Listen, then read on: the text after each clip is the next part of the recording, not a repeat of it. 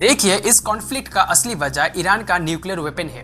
2002 में Iranian opposition ने एक रिपोर्ट लीक किया था जिसमें क्लेम किया कि ईरान न्यूक्लियर बॉम्ब बना रहा है। मिडिल ईस्ट में ईरान का न्यूक्लियर बॉम्ब होना एक बड़ा थ्रेट है इजराइल के लिए। इसीलिए इजराइल का मानना यह है कि अगर ईरान न्यूक्लियर वेपन बना लेता है तो उसकी नेशनल सिक्योरिटी डायरेक्टली खतरे में आ जाएगा। इसी वजह से बेंजामिन नेतन्याहू बार-बार इंटरनेशनल फोरम्स पर वार्न की was rapidly developing a massive nuclear weapons program.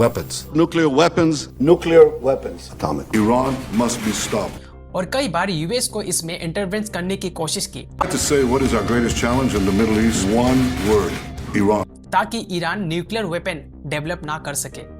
US की फॉरेन पॉलिसी में इजराइल की सिक्योरिटी एक टॉप प्रायोरिटी है। 2015 में एक एग्रीमेंट हुआ जिसका नाम था joint comprehensive plan of action. इसमें यूएस के साथ 5 और पावरफुल कंट्रीज शामिल थे। इस डील का मेन गोल था ईरान अपना न्यूक्लियर प्रोग्राम को लिमिटेड करेगा और बदले में यूएस अपना हेवी सैंक्शंस ईरान से हटा देगा। लेकिन 2018 में यूएस प्रेसिडेंट ट्रंप ने इस डील से विड्रॉ कर लिया और फिर ईरान पर सैंक्शन लगा दिया। फिर ईरान ने भी रेस्ट्रिक्शंस को इग्नोर करने लगा। मगर इस बार ईरान इस सीक्रेट को छुपाने के लिए हर बार कहने लगे हमारे न्यूक्लियर प्रोग्राम सिर्फ पीसफुल पर्पस के लिए है, जैसे इलेक्ट्रिसिटी प्रोड्यूस करना, मेडिसिन और रिसर्च वगैरह करना।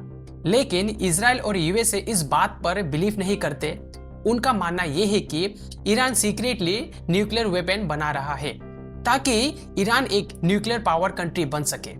इसी वजह से कई बार ईरान की न्यूक्लियर फैसिलिटीज पर साइबर अटैक्स और मिस्टीरियस एक्सप्लोजन भी की गई, जिसमें कई सारे ईरानियन न्यूक्लियर साइंटिस्ट की मिस्टीरियसली डेथ हुई। एक्चुअली न्यूक्लियर बम बनाने के लिए एक स्पेशल फिजाइल मटेरियल का जरूरत होता है जिसे यूरेनियम 235 कहते हैं। नेचुरल यूरेनियम में मोस्टली यूरेनियम 238 होता है, इसीलिए इसे डेवलप करने के लिए साइंटिस्ट को एक प्रोसेस से गुजरना पड़ता है जिसे यूरेनियम इनरिचमेंट कहते हैं। नॉर्मल न्यूक्लियर पावर प्लांट्स के लिए यूरेनियम को सिर्फ 3 से 5% तक इनरिच किया जाता है, जबकि न्यूक्लियर वेपन बनाने के लिए इसे 90% तक इनरिचमेंट करना पड़ता है। रिपोर्ट्स के मुताबिक ईरान ने यूरेनियम को 60% तक इनरिच कर लिया है। मतलब technically Iran nuclear weapon capability के काफी करीब है, मगर फिर भी न्यूक्लियर वेपन बनाना बहुत कॉम्प्लिकेटेड और मल्टी स्टेप प्रोसेस है। और इसी वजह से ये इजराइल और यूएस के लिए एक टेंशन है कि अगर ईरान न्यूक्लियर वेपन बन जाता है तो मिडिल ईस्ट का पावर बैलेंस कंप्लीटली चेंज हो जाएगा। If not stopped, Iran could produce a nuclear weapon in a very short time. It could be a year, it could be within a few months, less than a year. This is a clear and present danger to Israel's very survival. क्योंकि ये माना जाता है कि middle east में अभी nuclear capability सिर्फ Israel के पास है, मगर इजराइल के पीएम बेंजामिन नेतन्याहू ने कभी इस बात को एक्सेप्ट नहीं करी और ना ही डिनाई करी कि इजराइल के पास न्यूक्लियर वेपन है। इसी वजह से यूएस और इजराइल नहीं चाहते कि ईरान भी न्यूक्लियर पावर बने। लेकिन रशिया और चाइना का स्ट्रेटेजिक इंटरेस्ट थोड़ा अलग है। वो नहीं चाहते कि मिडिल ईस्ट में यूएस का इन्फ्लुएंस कंप्लीटली डोमिनेट करे। इसीलिए मिडिल ईस्ट की जियोपॉलिटिक्स बहुत इंस्टेबलाइज और कॉम्प्लिकेटेड है। अब यह इंटरेस्टिंग सवाल आता है, ईरान क्यों अपने पड़ोसी देश के ऊपर हमला कर रहा है? दरअसल हिस्टोरिकली ईरान और गल्फ कंट्रीज के बीच रिलेशंस काफी पहले से खराब रहे, क्योंकि ईरान एक शिया मेजोरिटी इस्लामिक रिपब्लिक है जबकि gulf countries mostly Sunni monarchies है।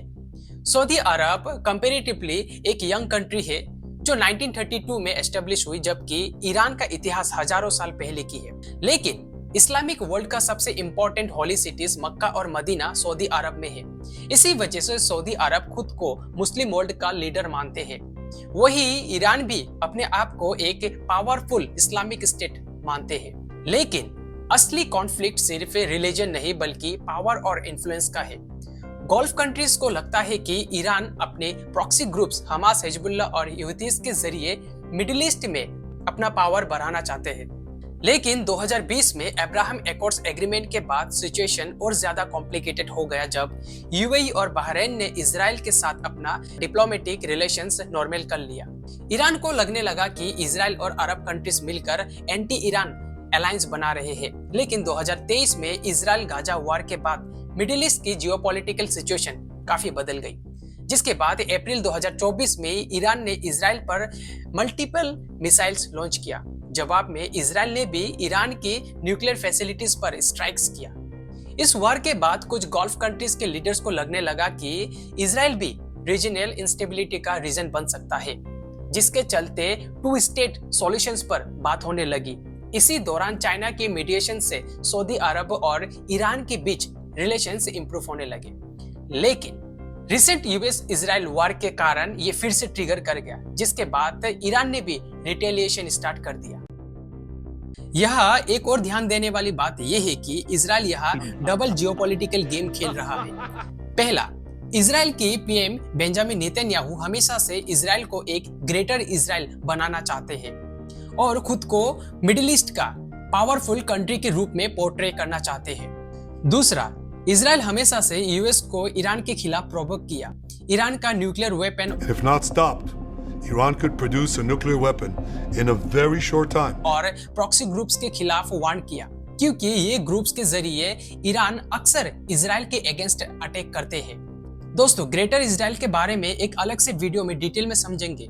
देखिए, अब ईरान को भी पता है अगर यूएस और इजराइल दोनों मिलकर ईरान पर अटैक करेगा तो ईरान के लिए डायरेक्ट फाइट करना ऑलमोस्ट इम्पॉसिबल है, क्योंकि यूएस दुनिया की सबसे पावरफुल मिलिट्रीज में से एक है और इजराइल भी डिफेंस के मामले में काफी स्ट्रांग है।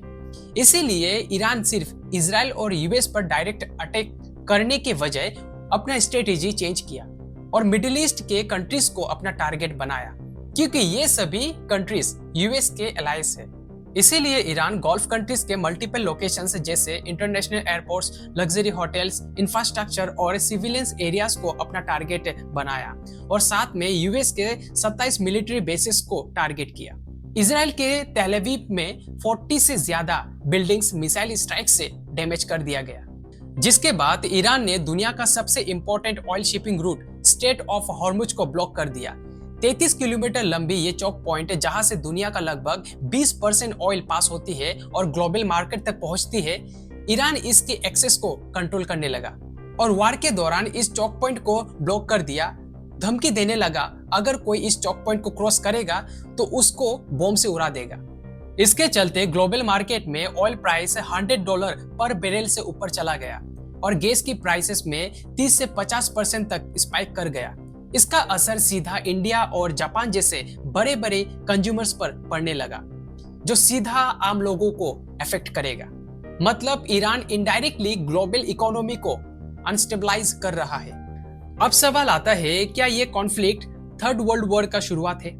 देखिए, ये कॉन्फ्लिक्ट अब सिर्फ दो कंट्रीज के बीच नहीं रहे, ये एक ग्लोबल जियोपॉलिटिकल गेम बन चुका है, जहां यूएस, इजराइल, ईरान, सऊदी अरब, रशिया, चाइना जैसे मेजर पावर्स अपना पावर और इन्फ्लुएंस मिडिल ईस्ट में बढ़ाने की कोशिश कर रहा है।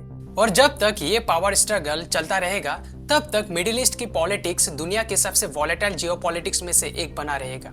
हालांकि अभी रशिया और चाइना इस वार में डायरेक्टली इन्वॉल्व नहीं है। रिसेंट जियोपॉलिटिकल रिपोर्ट्स और कॉन्फ्लिक्ट रिस्क डेटा एनालिसिस के मुताबिक ईरान इजराइल यूएस कॉन्फ्लिक्ट का वर्ल्ड वॉर 3 में कन्वर्ट होने का चांसेस फिलहाल रिलेटिवली कम है।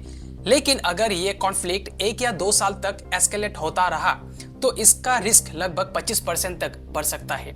एक्सपर्ट्स कहते हैं वर्ल्ड वॉर 3 तभी पॉसिबल होगा जब रशिया या चाइना जैसे बड़े पावर्स डायरेक्टली इस वार में एंटर करेगा। हिस्ट्री बताती है कि वर्ल्ड वॉर 1 और वर्ल्ड वॉर 2 भी शुरू में रीजनल कॉन्फ्लिक्ट ही थी। फिलहाल nuclear deterrence, global economic dependence और डिप्लोमेटिक एफर्ट्स की वजह से ज्यादा चांसेस है कि ये कॉन्फ्लिक्ट रीजनल लेवल तक ही लिमिटेड रहेगा, ना कि ग्लोबल वॉर में बदलेगा।